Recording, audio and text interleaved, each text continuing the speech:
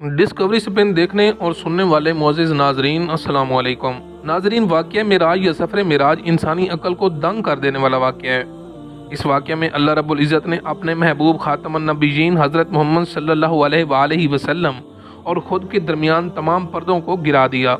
لیکن سائنس اس واقعے کو تسلیم کرنے میں حیل و حجت سے کام لیتی ہے اور اپنی عقل و دانش کے مطابق نت نئے تجربے کر کے قرآن مجید میں بیان کیے گئے حقائق کو پرکھنے کی تگودو میں رہتی ہے۔ سائنس یہ سوال کرتی ہے کہ اگر روشنی کی رفتار سے سفر کیا جائے،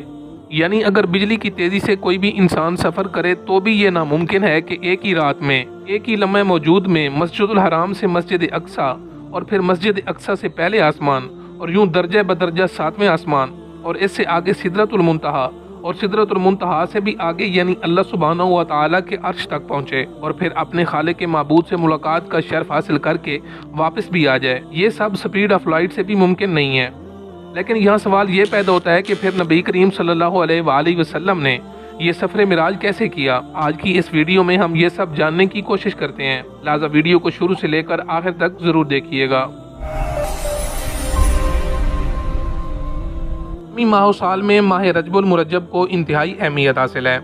یہ مبارک مہینہ اسلام میں ایک بابرکت مہینوں میں شمار ہوتا ہے، جس کی اہمیت ہمارے آقا سردار الانبیاء نے احادیث مبارکہ میں بیان فرمائی ہے۔ ماہ رجب اپنے دامن میں بے شمار برکتیں اور رحمتیں رکھتا ہے، روحانی طور پر بھی اس کی بڑی اہمیت ہے، مگر اس وقت یہ موضوع نہیں۔ اس ماہ مبارک میں ہمارے آقا کا ایک عظیم معجزہ واقعہ معراج ہے۔ اللہ تعالیٰ نے اس کا ذکر قرآن پاک کی سورہ بنی اسرائیل کے ابتدا میں کیا ہے۔ ارشاد باری تعالیٰ ہے، پاک ہے وہ ذات جس نے رات کے تھوڑے سے حصے میں اپنے بندہ خاص کو مسجد حرام سے مسجد اقصی کی سیر کروائی۔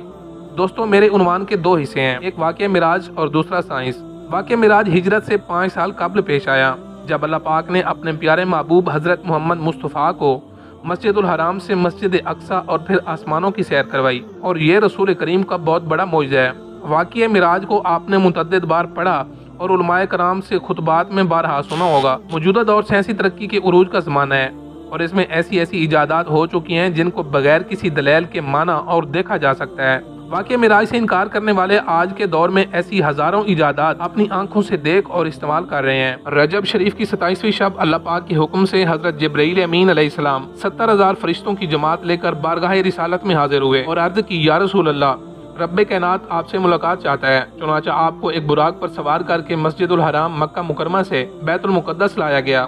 جہاں 1,24,000 انبیاء و رسول نے آپ کی امامت میں نماز ادا کی۔ آپ صلی اللہ علیہ وآلہ وسلم کو آسمانوں پر لے جایا جاتا ہے، جہاں پہلے آسمان پر حضرت آدم علیہ السلام، دوسرے پر حضرت یحییٰ اور حضرت عیسیٰ علیہ السلام، تیسرے پر حضرت یوسف علیہ السلام، چوتھے آسمان پر حضرت ادریس علیہ السلام، پانچویں پر حضرت ہارون علیہ السلام اور چھٹے پر کلیم اللہ حضرت موسیٰ علیہ السلام سے ملاقات ہوئی۔ 7ویں آسمان پر حضور اکرم کی ملاقات جد الانبیاء حضرت سیدنا ابراہیم علیہ السلام سے ہوئی۔ یہاں ہی بیت المعمور اور سدرۃ المنتہا ہے، جو جبرائیل علیہ السلام کی آرام گاہ ہے۔ اب یہاں سے دوسرے مرحلے کا آغاز ہوتا ہے۔ آج جدید سائنس بھی انہی تحقیقات کو بنیاد بنا کر اس کائناتی سچائی تک رسائی حاصل کر چکی ہے کہ رفتار میں کمی پیشی کے مطابق کسی جسم کا بر وقت پھیلنا، سکڑ جانا اور جسم کے فاصلوں کے حجم کا پھیلنا اور سکڑنا قوانین اور منشاء رب العزت کے عین مطابق ہے۔ سائنسدانوں کے مطابق دنیا کی تیز ترین چیز روشنی ہے، جس کو آئنسٹائن نے نظریہ اضافت میں بیان کیا کہ روشنی 1,86,000 میل فی سیکنڈ کی رفتار سے سفر کرتی ہے۔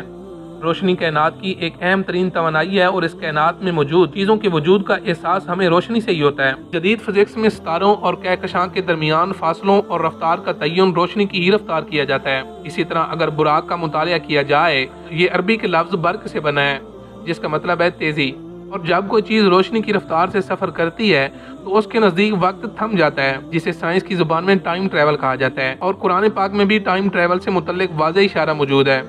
چنانچہ قرآن پاک میں حضرت سلیمان کا ملکہ بلقیس کا تخت لانے کا واقعہ بڑی فصاحت و بلاغت کے ساتھ موجود ہے۔ مفسرین نے حضرت سلیمان علیہ السلام کے دربار سے ملکہ سبا بلقیس کا تخت 900 میل کی مسافت پر بیان کیا، جسے آپ علیہ السلام کے طلب کرنے پر ایک طاقتور جن نے آپ کی مجلس برخاست ہونے سے قبل لانے کا کہا، جسے مقامی ٹائم ٹریول کے مطابق قدرت حاصل تھی کہ وہ آپ کی مجلس برخاست ہونے سے پہلے 900 میل کی مسافت سے تخت بلقیس حاضر کر دے گا،